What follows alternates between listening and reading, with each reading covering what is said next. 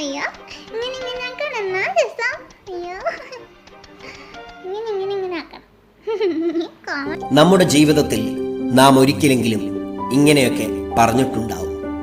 എങ്ങനെയാണ് ഈ അവസരത്തിൽ കാര്യങ്ങൾ മുൻപോട്ട് കൊണ്ടുപോകുക? ആരോടാണ് ഇപ്പോൾ സഹായം ചോദിക്കേണ്ടത്? പല സ്ഥലത്ത് ട്രൈ ചെയ്തു, പലരോടും ചോദിച്ചു, ഒരു വഴിയും മുന്നിൽ കാണുന്നില്ല.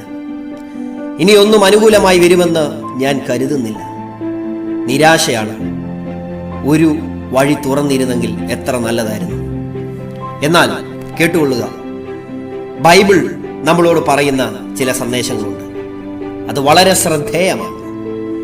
ഉൽപ്പത്തി പുസ്തകം 22-ാം അധ്യായം നാം വായിക്കുമ്പോൾ 100-ാം വയസ്സിൽ ലഭ്യമായ മകനെ യാഗം കഴിക്കുവാൻ ദൈവം പറഞ്ഞ മലയിൽ അബ്രഹാം ഇസഹാക്കിനെയും കൊണ്ട് യാത്രയാകുമ്പോൾ ഇസഹാക്ക് അബ്രഹാമിനോട് ചോദിക്കുന്നൊരു ചോദ്യമുണ്ട്.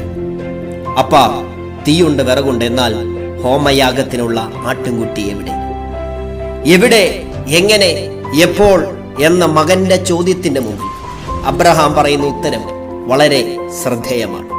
ഉൽപ്പത്തി 22:8 അബ്രഹാം പറയുന്നു, ദൈവം തനിക്ക് ഹോമയാഗത്തിന് ഒരു ആട്ടിൻകുട്ടിയെ നോക്കിക്കൊള്ളും മകനെ എന്ന് അബ്രഹാം പറഞ്ഞു. എവിടെ, എങ്ങനെ, എപ്പോൾ എന്നുള്ള ചോദ്യത്തിന് അബ്രഹാമിന് മകന് കൊടുക്കാൻ ഒരു ഉത്തരമേ ഉള്ളൂ: ദൈവം നോക്കിക്കൊള്ളും. അതേ പ്രിയരെ, 100 ചോദ്യങ്ങളുടെ മുമ്പിൽ നാം പകച്ചു നിൽക്കാതെ അബ്രഹാമിനോട് ചേർന്ന് നമുക്കും പറയാൻ കഴിയണം: ദൈവം നോക്കിക്കൊള്ളും. ദൈവത്തിന്റെ അരുളപ്പാടനുസരിച്ച് ദേശക്കാരെയും ചാർച്ചക്കാരെയും പിതൃഭവനത്തെ വിട്ടു പുറപ്പെട്ട അബ്രഹാമിന് വേണ്ടി ദൈവം നോക്കിക്കൊള്ളും. ഒന്നിനെക്കുറിച്ചും വിചാരപ്പെടണ്ട, ടെൻഷൻ അടിക്കണ്ട, ഭാരപ്പെടണ്ട. ദൈവത്തിന്റെ ദിവ്യശക്തി ജീവനും ഭക്തിക്കും വേണ്ടിയതൊക്കെ നമുക്ക് ദാനം ചെയ്യുന്നുണ്ട്. ബൈബിൾ ചോദിക്കുന്ന പ്രശസ്തമായ ഒരു ചോദ്യമുണ്ട്: തന്റെ സ്വന്തം പുത്രനെ ആദരിക്കാതെ നമുക്കെല്ലാവർക്കും വേണ്ടി ഏൽപ്പിച്ചു തന്നവൻ അവനോടുകൂടെ സകലവും നൽകാതിരിക്കുമോ? ഒരിക്കൽ കൂടി ആ വചനം ആവർത്തിക്കുന്നു: ദൈവം നോക്കിക്കൊള്ളും.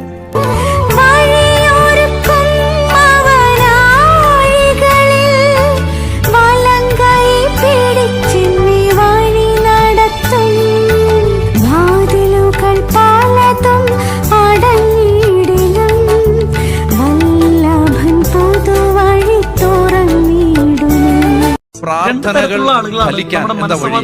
ദൈവേഷ്ടം അറിഞ്ഞ് പ്രാർത്ഥിക്കുക. കർത്താവേ, ഏറ്റവും നല്ല പ്രാർത്ഥന എന്താണ്? ദൈവമേ, എന്നെ കുറിച്ചുള്ള എന്റെ ഇഷ്ടമല്ല, നിന്റെ ഇഷ്ടം പെട്ടെന്ന് നടക്കണേ, പെട്ടെന്ന് നടക്കണേ. പ്രാർത്ഥിച്ചു നോക്ക്, നിങ്ങളുടെ ജീവിതത്തിന്റെ വേഗം കൂടാൻ. എന്നെ കുറിച്ചുള്ള ദൈവത്തിന്റെ ഇഷ്ടത്തിന് വിരുദ്ധമായിട്ടുള്ളതെല്ലാം എനിക്ക് എന്താണ്? തിന്മയാണ്. അത് ദൈവത്തിന്റെ അത് തിന്മയാണ്. അതുകൊണ്ട് ദൈവം അത് തരില്ല. അതുകൊണ്ട് ബുദ്ധിയുള്ളവരെന്ത് ചെയ്യും?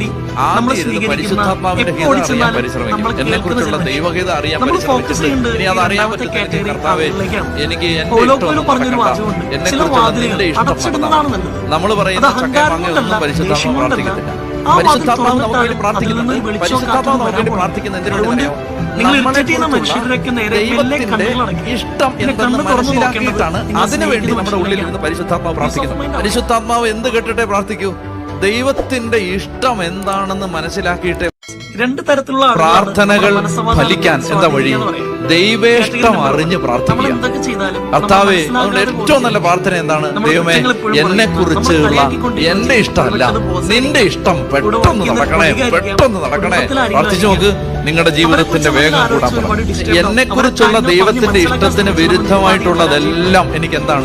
തിന്മയാണ്. അത് ദൈവത്തിന്റെ കണ്ണിൽ എനിക്കത് തിന്മയാണ്. അതുകൊണ്ട് ദൈവം അത് തരില്ല. അതുകൊണ്ട് ബുദ്ധിയുള്ളവരെന്ത് ചെയ്യും? ആദ്യം ഇരുന്ന് പരിശുദ്ധാത്മാവിന്റെ ഹിതം അറിയാൻ പരിശ്രമിക്കും. എന്നെ കുറിച്ചുള്ള ദൈവഹിതം അറിയാൻ പരിശ്രമിച്ചിട്ട് ഇനി അത് അറിയാൻ പറ്റുന്നെങ്കിൽ, കർത്താവേ, എനിക്ക് എന്റെ ഇഷ്ടമൊന്നും നടക്കണ്ട, എന്നെ കുറിച്ചുള്ള നിന്റെ ഇഷ്ടം നടന്നാൽ മതി. നമ്മൾ പറയുന്ന ചക്കയും മാങ്ങയും ഒന്നും പരിശുദ്ധാത്മാവ് പ്രാർത്ഥിക്കത്തില്ല. പരിശുദ്ധാത്മാവ് നമുക്ക് വേണ്ടി പ്രാർത്ഥിക്കുന്നുണ്ട്. പരിശുദ്ധാത്മാവ് നമുക്ക് വേണ്ടി പ്രാർത്ഥിക്കുന്നുണ്ട്.